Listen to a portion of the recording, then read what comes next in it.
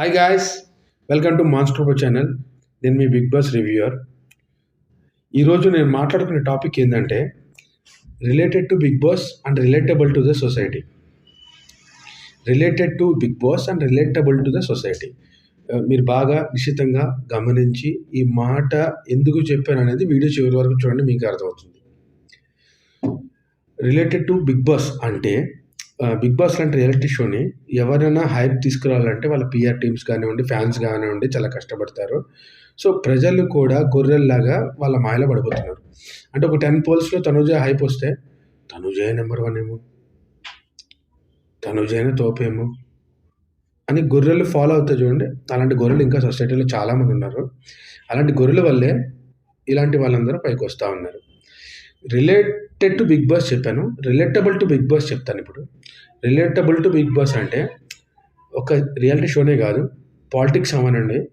ఫ్రీగా ఏమైనా పథకాలు ఇస్తే వాళ్ళని ఎగ్గుతారు. ఫర్ ఎగ్జాంపుల్ ఫ్రీ బస్ పథకంతో కాంగ్రెస్ అధికారంలోకి వచ్చింది కర్ణాటక అండ్ తెలంగాణ.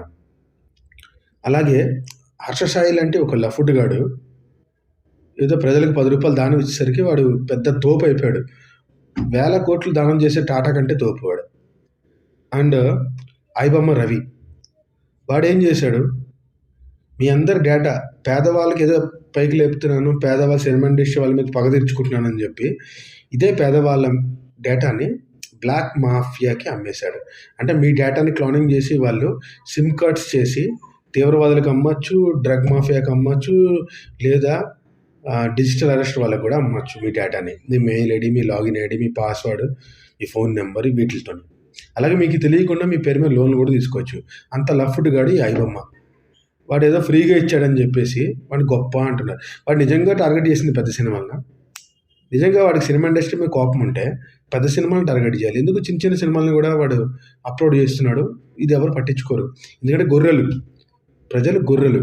10 కామెంట్లు, పోల్లో వచ్చిన ఓటింగు, దాన్ని బట్టి ఫాలో అవుతారు తప్ప వాళ్ళు సొంతంగా ఆలోచించుకునే శక్తి ప్రజలకు ఇంకా రాలేదు మన 70-80 ఏళ్ళ స్వతంత్రంలో.